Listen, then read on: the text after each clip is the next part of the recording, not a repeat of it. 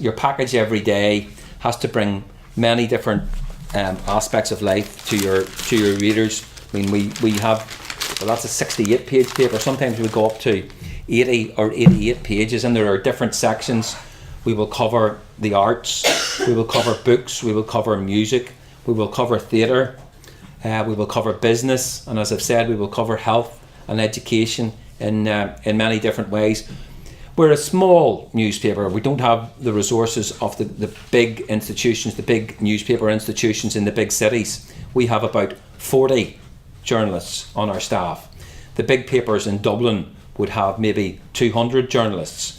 The big papers in London might have 400-500 journalists covering international affairs, covering domestic and local affairs. So we have to work within our limitations. We have to respect our budgets, but we do our best to have as broad a view as possible. And it is very important to cover the arts because many of the creative people are sending out messages or highlighting different areas, bringing new thinking to a whole range of areas. So it's very important to us to cover the arts properly, to cover our writers and our performers and our musicians, because Ireland has traditionally been very, very strong for musicians over the years. Musicians from Ireland North and South have made a huge contribution. People will know U2, for example. I first saw U2 playing in a barn in Dublin, in the centre of the city in the late 1970s. There were maybe 100 people there. You know, now U2 play to 100,000 people wherever they go. There are many enduring artists like Van Morrison from Belfast. We will be going to see him at a concert in Belfast in August, and it's very important that we reflect the musical heritage of Ireland, North and South as well. So we do our level best to look at all these areas, but our staple diet, our main concentration will always be news, breaking news, developing news, analysing news, and of course trying to be first with the news. Do you think the traditional newspaper will disappear in the next 50 years? You will have only the online version. Yeah, it is possible.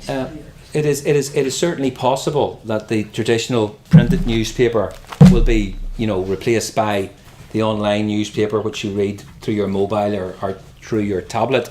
But a lot of people still do want the traditional printed newspaper, and certainly in Ireland, people like to have a moment during the day to relax, have a coffee. It's called the newspaper moment, where you sit down and you take a few minutes to yourself and read the newspaper. And even passing through Galicia, I see people in the cafes, in the restaurants, and they're still reading printed newspapers, although I see the cafes and the restaurants provide the newspapers free, so the circulation there's no circulation boost to the newspapers as a result, but there's still a presence for the newspapers, and I think that will endure, that will continue for many years to come.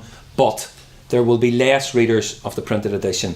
Some newspapers will close. Some newspapers are already closing. So we will have to work very hard to retain our readership, and we will have to find ways of attracting new readers online in a way which develops some revenue. But I'd like to think that the Irish News will be around for some time to come, but it's not a certainty. We'll have to be very well organised. We'll have to be engaged in training. We will have to look at the latest technology if we're going to survive. But many other newspapers have had to change. Many other industries have gone into decline over the years. For example, Belfast was once a centre of shipbuilding, made massive boats which were sent all around the world, the most famous being the Titanic, built in Belfast in 1912 and then sank on its maiden voyage to New York. So maybe not a great success story for Belfast, with 2,000 people drowned off the coast of Newfoundland. But Belfast made many huge ships like the Titanic. The shipyard employed 25,000-30,000 people in Belfast, an enormous concentration of employees. There are now maybe 200 people left in the shipyard, so it's completely declined. It's changed. That's life. That's the way the world changes, and newspapers will have to change if we're not to go the same way as the Titanic did. And talking about changes, do you think young people now cares less about politics than did in your young times, maybe? Yes, I think there's a lot of cynicism about politics in our part of the world. And People, in Spain as well, there's a lot of cynicism about politics. well, I suppose particularly in our part of the world, because there was a lot of optimism, there was a lot of enthusiasm when the Good Friday Agreement brought a new political settlement, and the main parties worked together, and there was almost a sense that, you know, old hatreds were being set aside and everyone would understand each other, and we'd be moving into a whole new era. But before very long, some of the politicians were very sincere and were very hardworking. Other politicians, it became clear, were earning huge amounts of money and doing very little. Some of the main politicians specialised in recruiting their whole families, husband, wife, sons, daughters, all working in very highly paid government posts at a time of unemployment. So that created cynicism. There was suspicion about links with big business and some of the areas that were going on, and newspapers had to investigate that over the years. So there's probably much more suspicion about our politicians now than there was 15, 20 years ago. More going back beyond that time, there was no administration in Belfast. We were governed from London under direct rule. There was no local administration at our end because of the violence, because of the upheaval. So there was huge optimism when the new administration came in 1999. But by 5-10 years passing by, people realised that the administration was not a huge success, was not producing much in the way of new legislation, could not get agreement for many new initiatives, had wasted a lot of money over the years. So the voting figures are dropping steadily. I don't know what the figures are here, but in Belfast they used to sit at 85, 90% sometimes for elections. That's dropped steadily, and in the last general election it was just above 50%, and there's concern that in the next general election it could drop below 50%, which we would be regarded as significant, because clearly a majority of people might not bother to vote in an area where politics had previously been very important. So there is cynicism, there is scepticism about politics, but it's always important to try and reflect the more positive side of politicians, those who are contributing, those who are coming up with new initiatives, those who are reaching out in terms of reconciliation and making our society a better place to live in. But that's only some of them. Some of them are slightly more darker figures who are out to further their own self-interest along the way. So there is, I'm sure everywhere there can be scepticism about politicians. Okay. Anything else before we finish? Or? Do you have any questions? I don't know. I suppose I would just ask for everyone, what do you think that the most important story that you had to cover was? Well, I had to cover some pretty dreadful atrocities in which significant numbers of people died.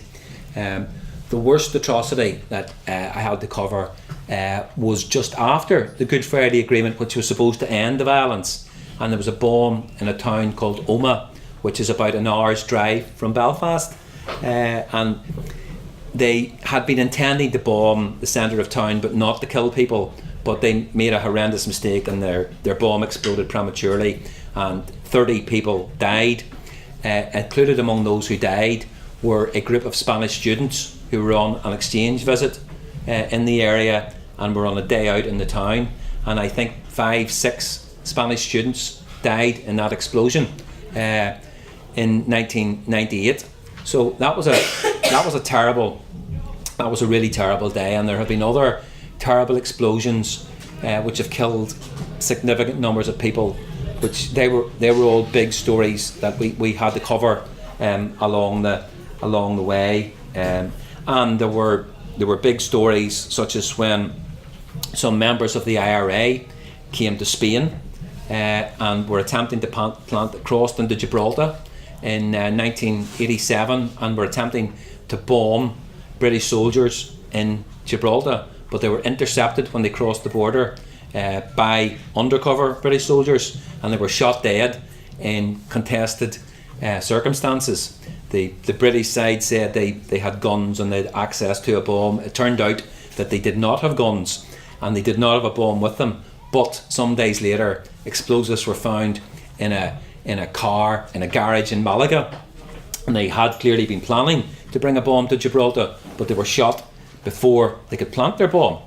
When they came back, funerals are a big commitment, a big consideration in Ireland, and large crowds turned out for the funeral of these dead paramilitary IRA campaigners from coming back from Gibraltar, and I covered those funerals. And while the IRA members were being buried in a cemetery in the west of Belfast, Protestant extremists, one Protestant extremist by himself, attacked the funeral cortege while I was standing there, and threw grenades which landed beside me and fired shots into the crowd of about 2,000 people. So there was pandemonium, but like now. And I got caught up in a bit of pushing and shoving, and people mistook me for one of the attackers. So there were threats in journalism along the way, but we somehow survived that day. And then, as I've said, the Good Friday Agreement, which introduced a peaceful settlement, came in 1998. So I would say that was the biggest and most important story that I've had to cover when we brought political stability.